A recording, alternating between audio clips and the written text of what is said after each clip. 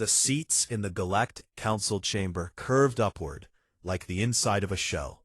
3,000 delegates from 400 species filled those seats. They argued, they voted, they shaped the future of 1,000 star systems. Admiral Yuki Tanaka sat in the observer's gallery, the human section. No vote, no voice, just a small balcony where humanity was allowed to watch. 70 years. Humanity had held this seat for 70 years. Probationary membership, the council called it. A chance to prove themselves worthy of full participation. A chance to learn civilized behavior. Tanaka was 63 years old. She had spent her entire adult life watching from this balcony. Watching the Veilith hegemony annex human colony worlds under something called protective custody. Watching human citizens become property. Watching her government smile and nod and swallow it, because the alternative was extinction.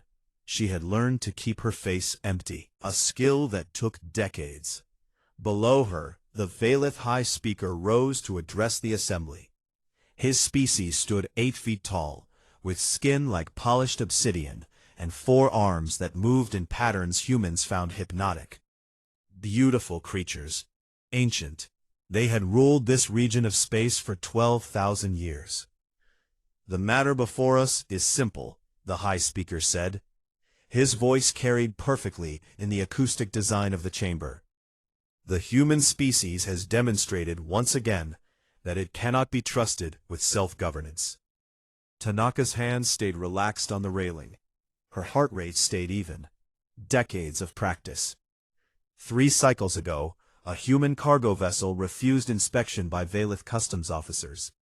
When those officers attempted to board, the human captain opened fire. She killed 11 Veilith citizens before her ship was destroyed. The chamber hummed with disapproval. 400 species making 400 different sounds of disgust. The captain's name was Maria Santos. She was 51 years old. She had a wife on Mars and 2 grown children on Europa. Her cargo was medical supplies bound for a human colony that the Veilith had been slowly starving for 6 years. Tanaka had read the incident report. She knew what the Veilith inspection would have found. She knew where those supplies would have gone instead. She knew Maria Santos had understood all of this when she gave the order to resist. Maria Santos died fighting. 11 Veilith died with her. The council called this unprovoked aggression. Humanity has been given every opportunity to demonstrate peaceful intent, the High Speaker continued. They have received guidance. They have received patience. They have received the protection of this council against their own worst impulses. And still, they choose violence. Tanaka thought about her daughter, Keiko. She would have been 37 this year. Would have been. Keiko had lived on a colony world called New Hokkaido. Lovely planet, temperate climate, rich soil. The Veilith had declared it a protected zone when Keiko was 9 years old. Tanaka had not seen her daughter again. Communication was restricted. Travel was forbidden. For their own protection, the council said. 3 years later, New Hokkaido suffered a containment failure in its atmospheric processors. 800,000 humans died. The Veilith expressed deep regret. The council launched an investigation that found no wrongdoing. Tanaka learned to keep her face empty, a skill that took years. Therefore, the High Speaker said, I move that the council formally declare the human species a destabilizing presence in galactic civilization. I move that humanity be stripped of its probationary status. I move that the council authorize immediate military action to pacify human-controlled space and place all human populations under direct governance. The chamber erupted. Delegates from dozens of species spoke at once. Tanaka could not understand most of their languages, but she understood the tone. Not outrage, not horror, relief. They had been waiting for this, all of them, 400 species who had watched humanity for 70 years and seen something that frightened them. Not human ships. Human ships were slow and crude. Not human weapons. Human weapons were laughable by galactic standards. Not human numbers. Humanity controlled 11 worlds. The Veilith alone controlled 800. Something else. The vote took less than an hour. 400 species, 400 votes in favor, 0 against. The motion carries, the council speaker announced. Humanity is hereby classified as a hostile species. All human vessels will surrender to the nearest council authority within 30 cycles. All human military assets will be decommissioned. All human colonies will accept protective occupation. Failure to comply will result in immediate pacification by force. The chamber fell silent. 3,000 delegates turned to look at the observers' gallery, at the small balcony where the humans sat. Tanaka felt their eyes on her. Thousands of them, waiting for terror, waiting for begging, waiting for the small, short-lived creatures to realize what they had done. She stood up. Her staff stood with her. 6 officers, 3 diplomats. All of them had known this day would come. All of them had prepared for it. Tanaka looked down at the assembly, at the Veilith High Speaker, who watched her with something that might have been pity, at the council speaker, who waited for her to speak. She smiled. The expression did not reach her eyes. It was not meant to comfort. It was not meant to threaten. It was simply the truth of what she felt, allowed to show on her face for the first time in decades. At last. 2 words. She let them hang in the air, let them echo in the perfect acoustics of the chamber. Then she turned and walked out. She did not run. She did not hurry. Her boots clicked against the stone floor in a steady rhythm. Her staff followed in silence. Behind her, 3,000 delegates sat in confusion. They had expected many things. Tears, anger, pleading, defiance perhaps. Not relief. Not joy. The Veilith High Speaker watched the human admiral disappear through the chamber doors. He had lived for 400 years. He had seen species rise and fall. He had ordered the pacification of a dozen worlds. For the first time in a very long time, he felt something cold move through his chest. Tanaka reached her shuttle. Her communications officer was already working. Encrypted channels, burst transmissions, codes that had waited decades to be used. "Send the word," she said. Her voice was steady. Her hands were steady. Inside her chest, something that had been clenched for 40 years finally released. She thought about Keiko. She thought about Maria Santos. She thought about every human who had died waiting for this day. "Send the word," she said again. "The leash is off." The message went out at the speed of light. It reached 11 human worlds. It reached ships scattered across 100 systems. It reached quiet places in dead corners of space where humanity had been building things for a very long time. 70 years of watching. 70 years of waiting. 70 years of swallowing pride and grief and rage because the alternative was extinction. The alternative had arrived anyway. Tanaka sat in her shuttle as it lifted off from the council station. She watched the massive structure shrink in the viewport. She thought about what was coming. She smiled again. This time, it reached her eyes. The Veilith Intelligence Ministry occupied an entire moon. 12,000 analysts. The most advanced computing systems in the galaxy. They had been watching humanity since first contact. Senior Analyst Veilith stood before his commanding officer with a data tablet in his lower hands and a feeling of dread in his stomach. "The human fleet is moving," he said. "All 11 colonies are mobilizing." Commander Orthis made a gesture of dismissal. "Expected. What are their numbers?" Veilith checked his tablet. The same numbers he had been reporting for decades. Approximately 300 combat vessels, 200 support craft. Their flagship is a carrier called the Yamato, old design, slow, poorly armed by our standards. And our pacification fleet? 12,000 vessels, Commander. 40-to-1 advantage. The humans cannot win a direct engagement. Orthis made the Veilith equivalent of a smile. Prepare the occupation protocols. I want administrative teams ready to deploy within 20 cycles. Veilith hesitated. He had been watching humanity for 40 years. He had a feeling that had been growing stronger since the council vote. Commander, there is something I want to note in the record. Speak. Our intelligence on human military capacity is incomplete. We have monitored their public shipyards. We have tracked their official fleet movements. But humans are unusual. They think in ways that do not match our models. Orthus's 4 eyes narrowed. Explain.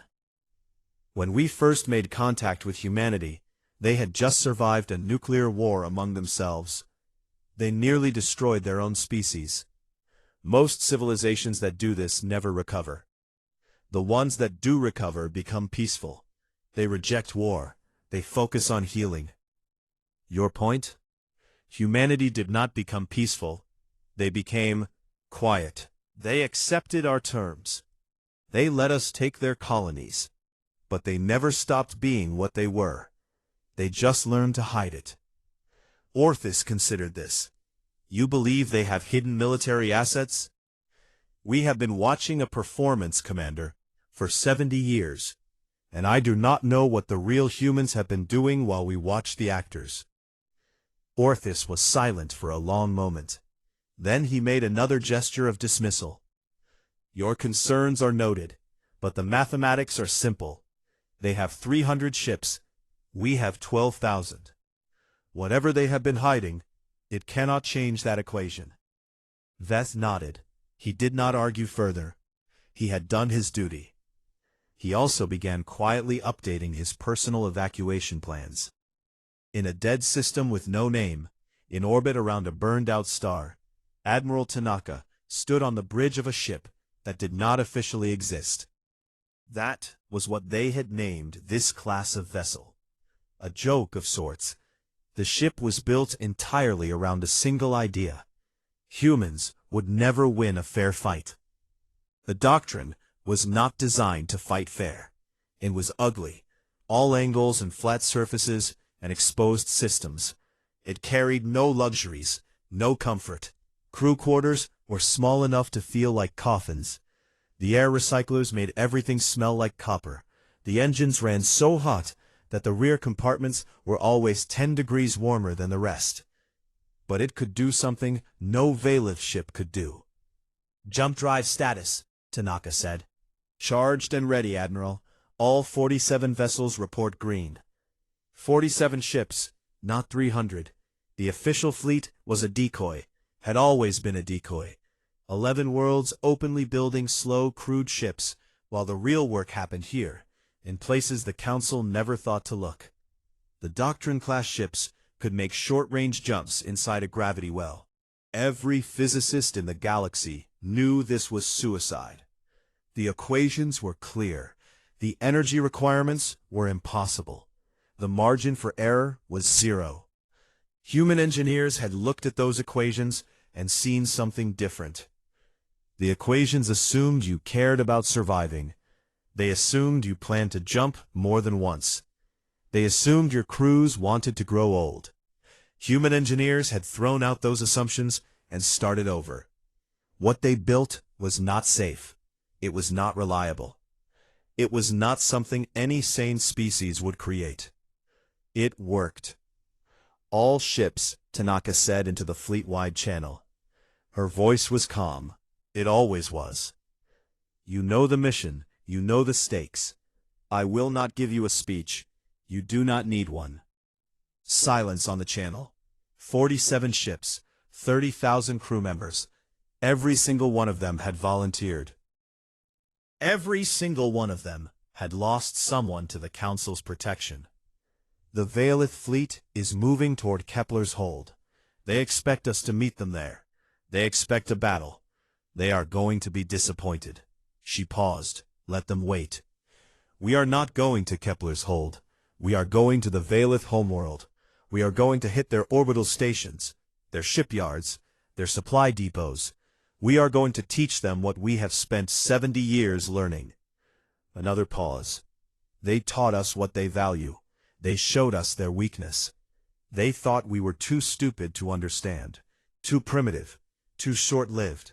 Her voice hardened, just a little, just enough. They were wrong. She cut the channel, turned to her navigation officer. Execute jump sequence. The stars twisted. The ship screamed. For 3 seconds, every law of physics bent in directions they were not meant to go. Then, they were somewhere else. The Veilith homeworld hung in the viewport, blue and green and beautiful. 12 billion citizens, the heart of an empire that had ruled for 12,000 years. Around it, orbital stations glittered like jewels, shipyards, processing facilities, communication hubs, the infrastructure that kept 800 worlds fed and connected. No warships. The Veilith had sent their fleet to pacify humanity. They had not imagined that the humans would come here. All ships, weapons free. The doctrine lurched as its missile bays opened. 47 ships released their payloads simultaneously. Not nuclear weapons, not antimatter bombs.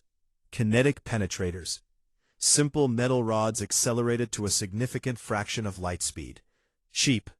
Absolutely devastating against stations that had never been designed to withstand attack. The first wave hit the largest shipyard. The structure came apart in slow motion, metal and fire blooming outward in a sphere of debris. Tanaka watched the destruction with empty eyes. Target the supply depots next, then the communication relays. Her tactical officer hesitated. Admiral, these are civilian targets. The shipyard workers are building the ships that will kill human children. Tanaka's voice did not change. They have been building those ships for 70 years. They knew what they were for. Target the supply depots. The officer obeyed.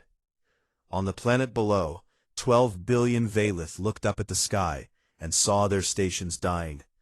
They had never seen war come to their world. They had always been the ones delivering it. Her face appeared on every screen on the planet, on every surviving station, on every ship within range. You taught us what you value, she said. 60 years of lessons. We learned. She cut the channel. All ships, prepare for return jump. We leave in 3 minutes. They could not stay. The Veilith would respond. Ships would come from nearby systems. The humans would be outnumbered and destroyed if they lingered. But that was fine. They had not come to conquer. They had come to deliver a message. As the stars twisted again, and the doctrine jumped away, Tanaka allowed herself one moment of satisfaction. The war had just changed. The Veilith did not know it yet. The Council did not know it yet. But they would learn. Humanity had 70 years of lessons to teach them back. The Council chamber had never been so full. Every delegate was present. Every observer gallery was packed. The air itself felt heavy with fear. 3 weeks since the war began. 3 weeks since the humans had done the impossible. High Speaker Velthos of the Veilith stood at the central podium. His 4 arms hung limp at his sides. His obsidian skin had lost its polish. He looked, for the first time in his 4 centuries of life, old. The damage is extensive, he said. His voice cracked. He did not try to hide it. 73 orbital facilities destroyed. 18 shipyards rendered inoperable. Our primary communication relay network is gone. Supply lines to 400 worlds have been disrupted. The chamber was silent. No murmurs, no sounds of disgust. Just silence. The human fleet disappeared after the attack. We do not know where they went. We do not know how they traveled so quickly. Our intelligence services have no explanation. A delegate from the Meridian Collective raised a manipulator arm. High Speaker, what of your pacification fleet? They were sent to crush the human colonies. Velthos closed his eyes. When he opened them, something had died behind them. The fleet arrived at Kepler's hold as planned. The human colony there had been evacuated. The population was gone. We do not know where they went. The fleet found only empty buildings and a single recorded message. What message? Velthos gestured. A holographic display appeared above the podium. A human face, a woman in her 50s with gray hair and a gentle smile. "Hello," the recording said. "You came all this way to kill us. We are sorry to disappoint you, but we thought you might be hungry after your trip, so we left you a gift." The recording ended. The hologram changed to show a tactical map. The Veilith fleet, 12,000 ships strong, arranged in perfect formation around the empty planet. Then the map showed what happened next. The humans had buried nuclear devices throughout the planet's crust. Not military weapons, mining charges. Thousands of them, stolen over decades, hidden under cities and fields and mountains. They detonated simultaneously. Kepler's hole did not explode. It shattered. Pieces of the planet, some as large as moons, flew outward in every direction. The Veilith fleet had no time to react, no time to run. The debris field killed 6,000 ships in the first minute. The survivors scattered, damaged and confused. That was when the second wave hit. Human vessels, hidden in the outer system, launched kinetic bombardments. Simple rocks accelerated to killing speed. By the time the Veilith fleet escaped the system, they had lost 9,000 ships, 3/4 of the greatest military force in the galaxy, destroyed by a species that could not win a fair fight. The chamber erupted, delegates screaming at each other, accusations flying, fear turning to rage, turning to more fear. The Veilith High Speaker stood silent through it all. He was thinking about the woman in the recording, her gentle smile, the way she had apologized for the disappointment. Humans were insane. 6 months later, the war continued. The Council sent more fleets. The humans did not fight them. They could not fight them. Even with their impossible ships and their suicidal tactics, humanity was losing. Every engagement cost them vessels they could not replace. Every week, another colony fell to occupation. But they kept coming. Commander Veth of Veilith Intelligence sat in a briefing room, staring at data that made no sense. "They rammed us," his subordinate said. The young analyst's voice shook. "At the Battle of Proxima Station, 17 human vessels rammed our ships. They accelerated to full speed and just drove into us. The pilots were still alive. We intercepted their communications. They were singing." Veth nodded slowly. He had stopped being surprised months ago. "What were they singing?"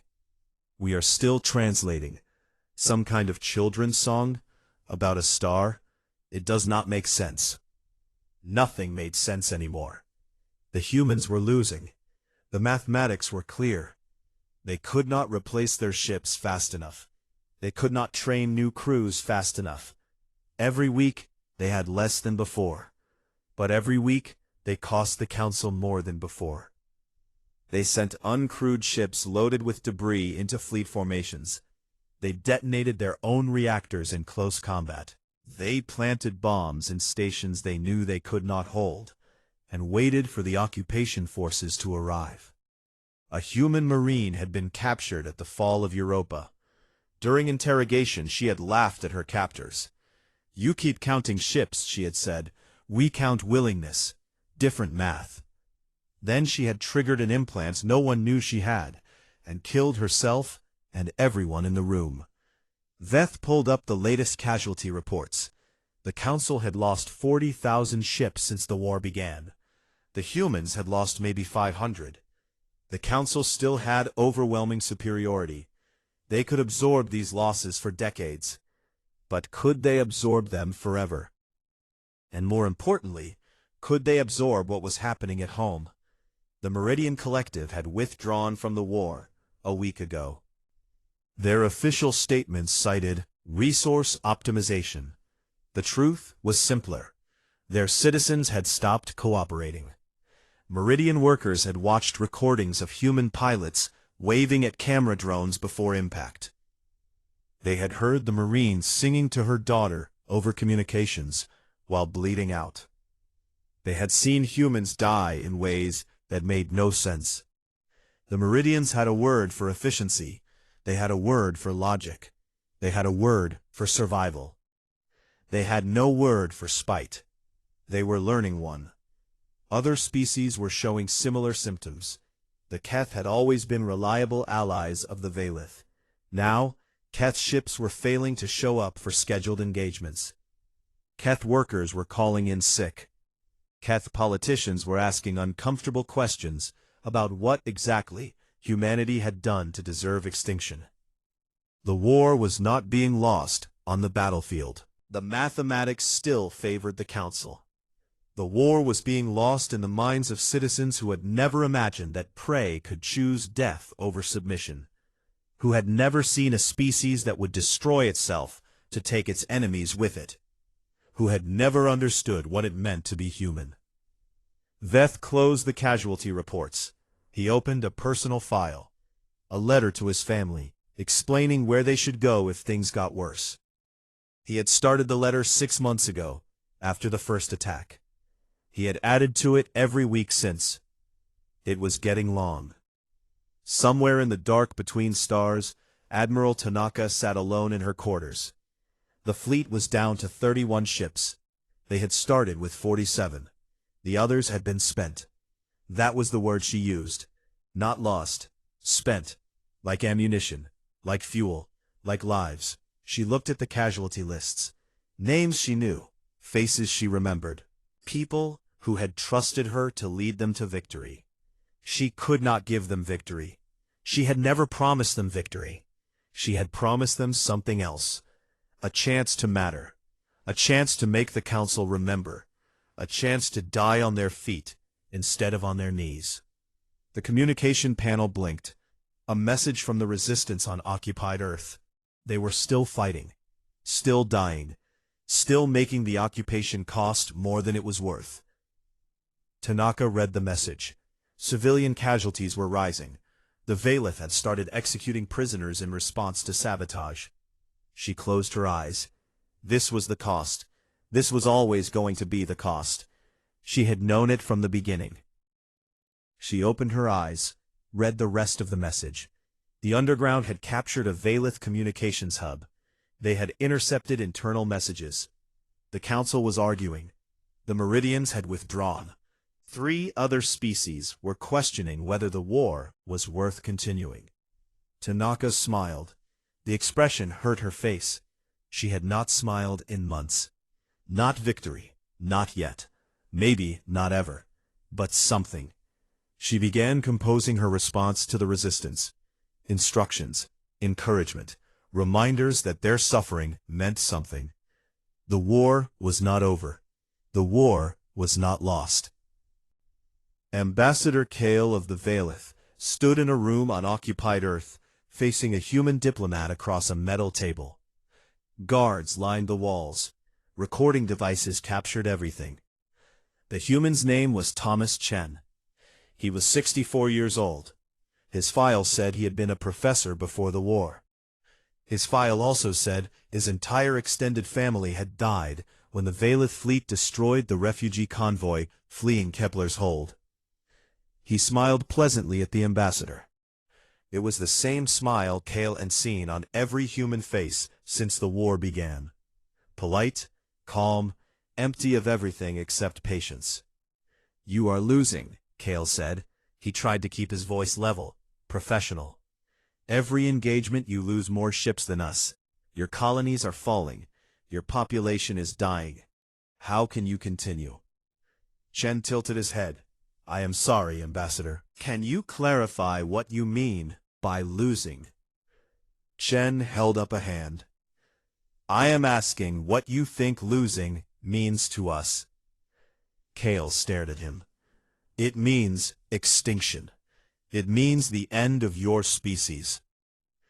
"Ah," Chen nodded slowly. "Yes, that is what it would mean to you. I understand. Your species lives for centuries. You have time. You have patience.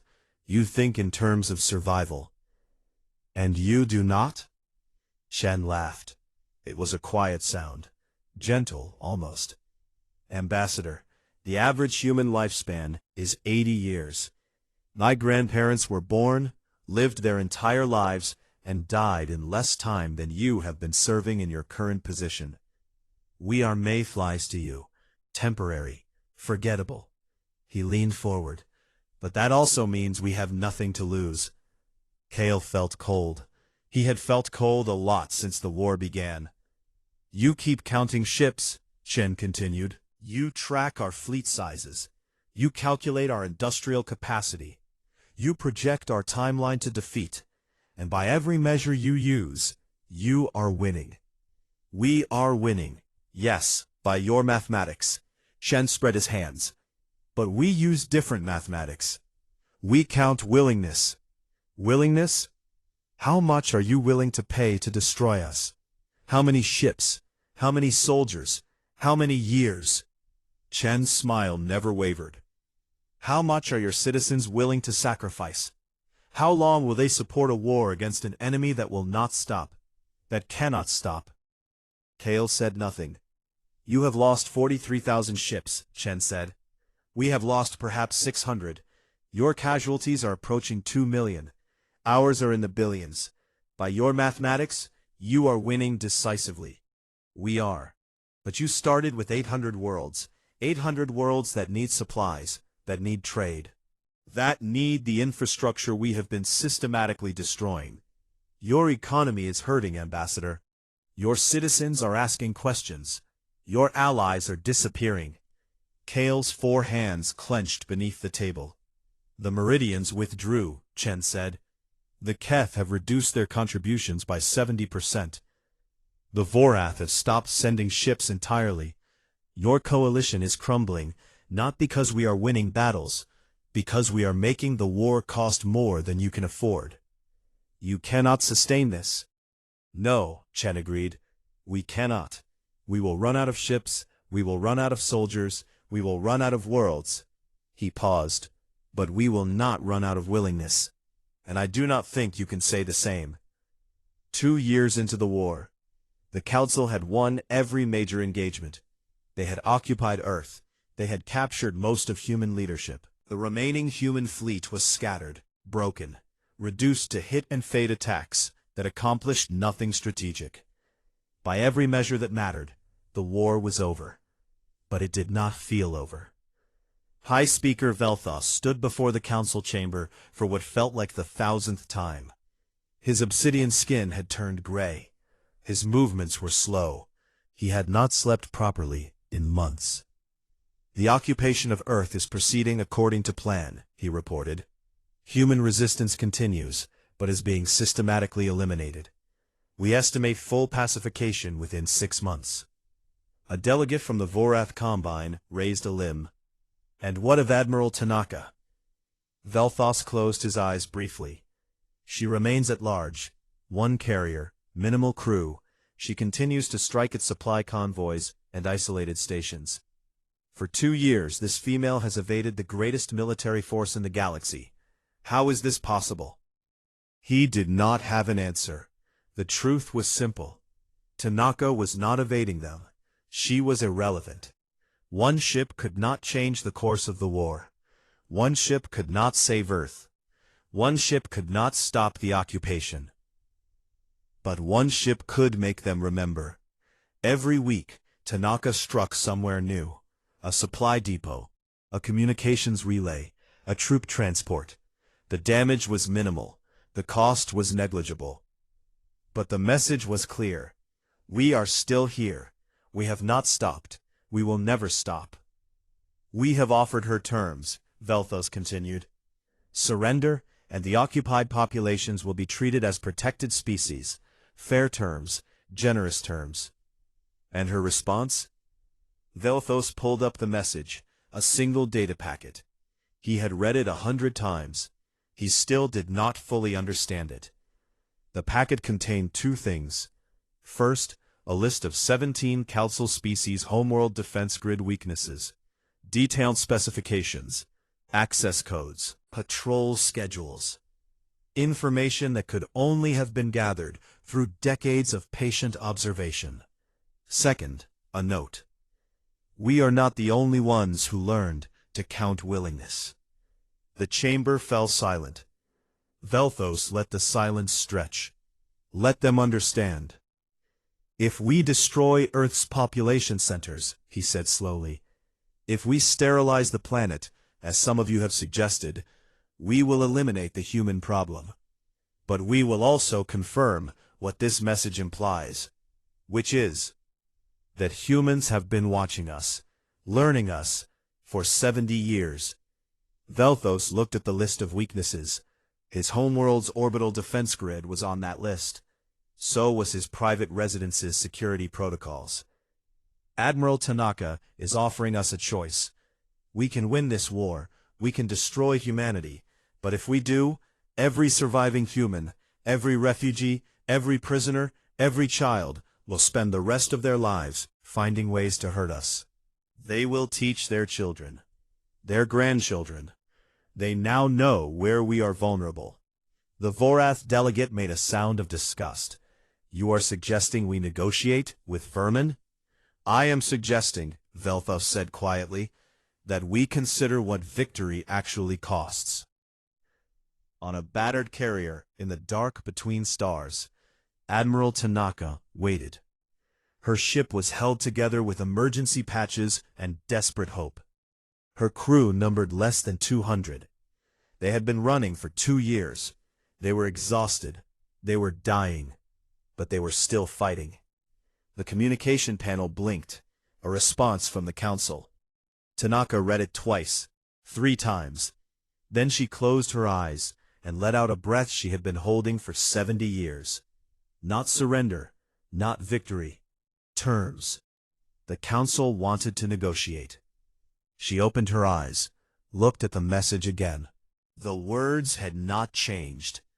Around her, her crew waited in silence. They had given everything, lost everything. They had followed her into a war they could not win because she had promised them something else. A chance to matter. A chance to make the Council remember. Tanaka smiled.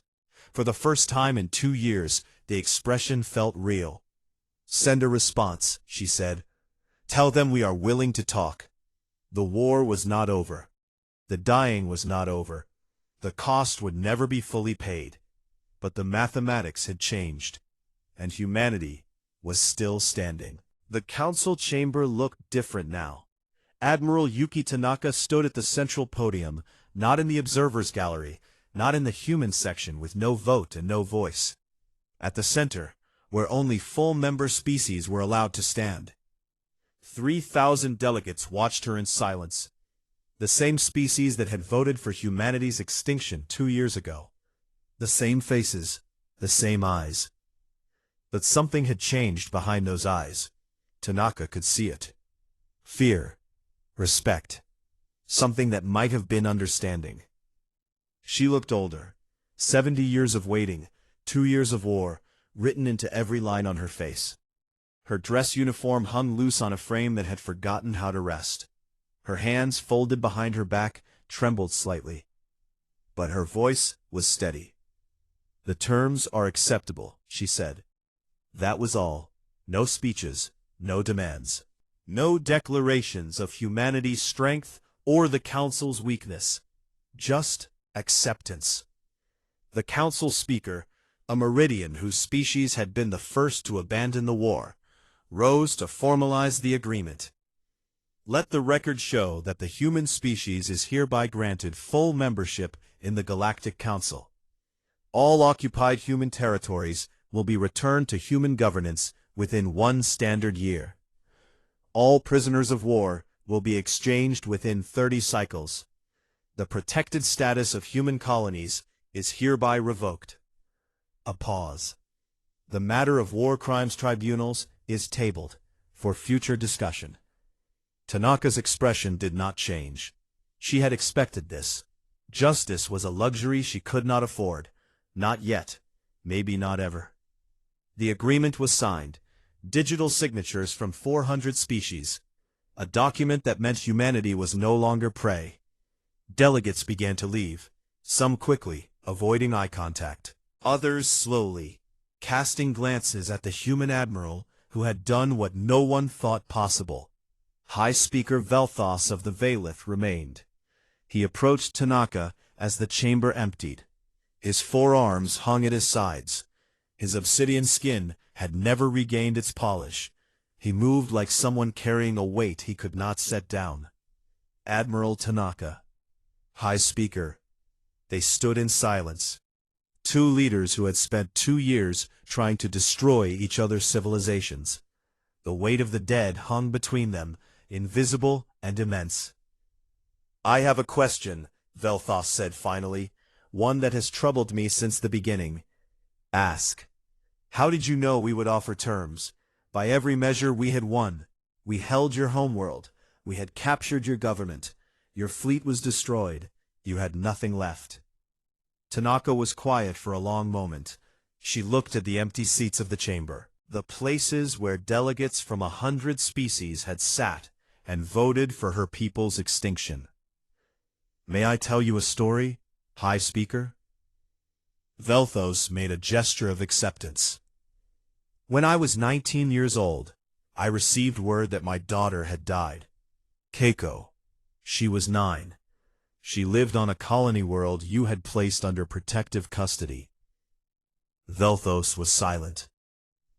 The official report said there was a containment failure in the atmospheric processors. 800,000 humans died.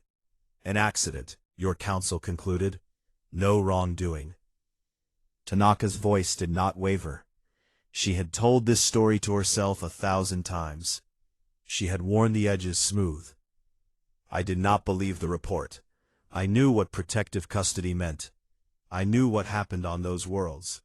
But I was 19. I had nothing. I was on a refugee shuttle with no power and no voice and no hope." She turned to face Velthos directly. "I decided that I would not die on my knees.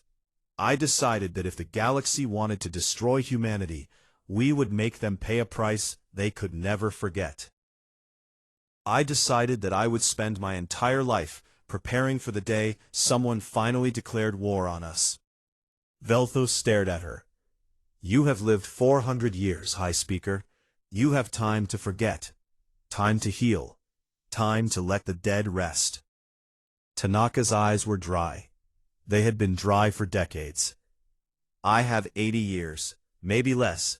I do not have time to forget. I do not have time to heal. I only have time to act." "You planned this, for decades." "Yes. The hidden ships, the suicide tactics, the infrastructure attacks, all of it." "Yes." Velthos was silent for a long moment. When he spoke again, his voice was heavy. "How did you know we would offer terms?" Tanaka smiled. The expression was gentle and terrible at the same time. "Because I know what winning costs us. We have always known. We expected to die. We expected to lose everything. We were prepared to become the monsters you feared, if that was what it took to hurt you." She paused. "But you do not know what losing costs you. Your species lives for centuries. Your empire has ruled for millennia. You have never lost. You have never had to choose between survival and dignity." Tanaka stepped closer. Close enough that Velthos could see the gray in her hair, the lines around her eyes, the weight of 70 years of waiting. "We were always going to outlast your willingness," she said quietly. "You just needed time to learn the mathematics." Velthos did not respond. There was nothing to say. Tanaka turned and walked toward the exit. Her boots clicked against the stone floor in the same steady rhythm as 2 years ago, when she had walked out of this chamber with a smile on her face and a war in her heart. At the door, she paused. "High Speaker, Admiral, my daughter's name was Keiko. She was 9 years old. She wanted to be a botanist." Tanaka did not turn around. "I wanted you to know that. I wanted someone to remember." She walked out. The shuttle lifted off from the council station. Tanaka sat alone in the passenger compartment, watching the massive structure shrink in the viewport. Her communications officer appeared in the doorway. "Admiral, we are receiving messages from the fleet, from the resistance, From the colonies, they want to know if it is true. It is true. They are asking what happens now. Tanaka considered the question. She thought about Keiko, about Maria Santos, about every human who had died waiting for this day. Tell them we go home, she said finally. Tell them we rebuild. Tell them we remember. She paused. And tell them we never forget what we learned. The galaxy knows what we are now. They know what we can do. They will think twice before threatening us again. The communications officer nodded and withdrew. Tanaka sat in silence as the shuttle moved toward the fleet. Her fleet, the survivors, less than 100 ships now. Crews that had given everything and somehow still had more to give. She thought about the future, the rebuilding, the generations who would grow up in a galaxy that finally respected humanity. The peace that might last for decades or might shatter tomorrow. She thought about the cost. Billions dead, colonies destroyed, families broken, children who would never know their parents. Parents who would never see their children grow. Was it worth it? The question had no answer. It was the wrong question. The right question was simpler. What choice did they have? Tanaka closed her eyes. For the first time in 2 years, she let herself rest. Behind her eyelids, she saw Keiko, 9 years old, smiling, telling her mother about the plants she wanted to study on strange new worlds. I did it, Tanaka whispered. I made them remember. The shuttle docked with her carrier. Crew members saluted as she walked through the corridors. Tired faces, proud faces, faces that had survived the unsurvivable. Tanaka returned their salutes, one by one, every face, every name. They had won, not the way victories usually looked, not without cost, not without scars that would never heal. But they had won. Humanity was still standing, and the galaxy would never forget.